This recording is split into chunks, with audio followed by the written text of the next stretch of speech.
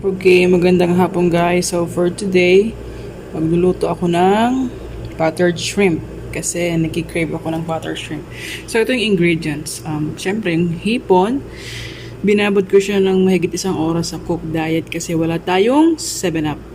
Tapos so lalagyan ko siya ng konting twist. Lalagyan natin ng chicken. Yan yung chicken, tas bell pepper. Okay? Okay, so ayan na, nilagay ko na yung butter at garlic. So yung garlic ko ay naka-frozen na. Kalagay na yan sa freezer para anytime ready to use na siya. Okay, so gisa-gisa lang tayo.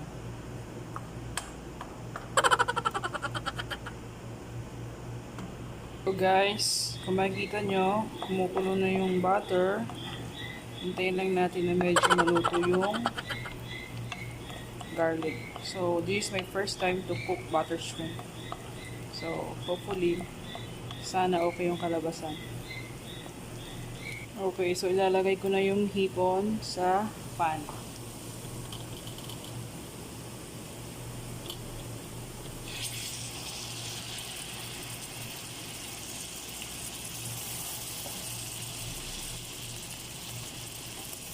Okay.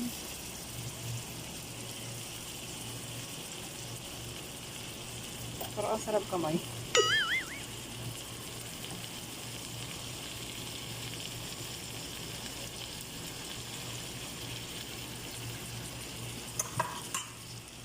So, medyo hulugin lang natin ng konti.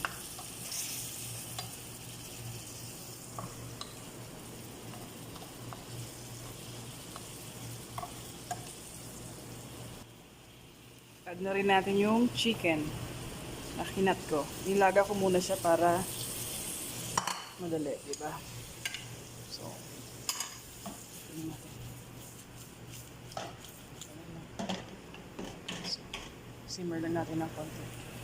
Next, lagyan na natin yung Coke Zero na pinagbabara natin. So, sana okay yung resulta nito ha. Okay guys, so ayan na siya. Nilagyan ko na siya ng paminta at asin.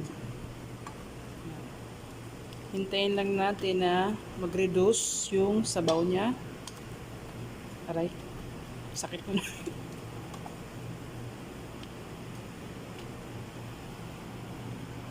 Init.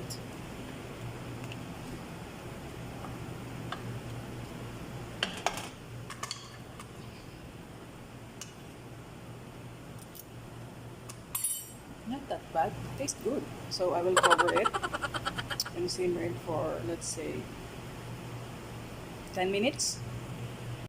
A few moments later. Okay guys, so ayan na yung butter shrimp ko. Medyo may twist siya kasi meron siyang chicken. So, di ka, kain tayo guys.